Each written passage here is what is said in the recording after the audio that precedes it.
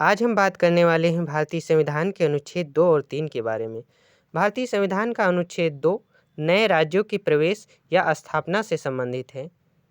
यह संसद को यह शक्ति देता है कि वह कानून बनाकर निम्न कार्य कर सके: भारत संघ में नए राज्यों का प्रवेश, admission of new states into the union, नए राज्यों की स्थापना, एस्टेब्लिशमेंट ऑफ न्यू स्टेट्स। संसद ऐसा उन शर्तों और निबंधनों पर कर सकती है जो वह उचित समझे।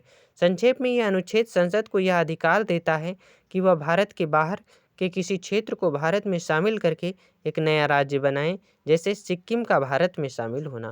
भारतीय संविधान का अनुच्छेद 3 भी नए राज्यों के निर्माण और मौजूदा राज्यों के आंतरिक पुनर्गठन से संबंधित है। यह संसद को कानून द्वारा निम्न कार्य करने की शक्ति प्रदान करता है: नए राज्य का निर्माण, किसी राज्य से उसके क्षेत्र को अलग करके, दो या दो से अधिक राज्यों या राज्यों के भागों को मिलाकर, किसी क्षेत्र को किसी राज्य के भाग के साथ मिलाकर मौजूदा राज्यों में परिवर्तन, किसी राज्य का क्षेत्रफल बढ़ाना, किसी राज्य का क्षेत्रफल घटाना, किसी राज्य की सीमाओं में परिवर्तन करना, किसी राज्य के नाम में परिवर्तन करना। अनुच्छेद 2 और 3 में मुख्य अंतर क्या है?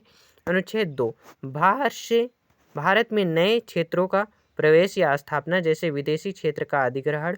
अनुच्छेद 3 भारत के भीतर मौजूदा राज्यों के क्षेत्र, सीमा या नाम में परिवर्तन। अनुच्छेद 2 यह बताता है कि जो राज्य क्षेत्र भारत के बाहर हैं, अर्थात उन्हें भारत में पहले से कोई हिस्सा नहीं मिला है, ऐसे राज्य क्षेत्रों को शामिल करना।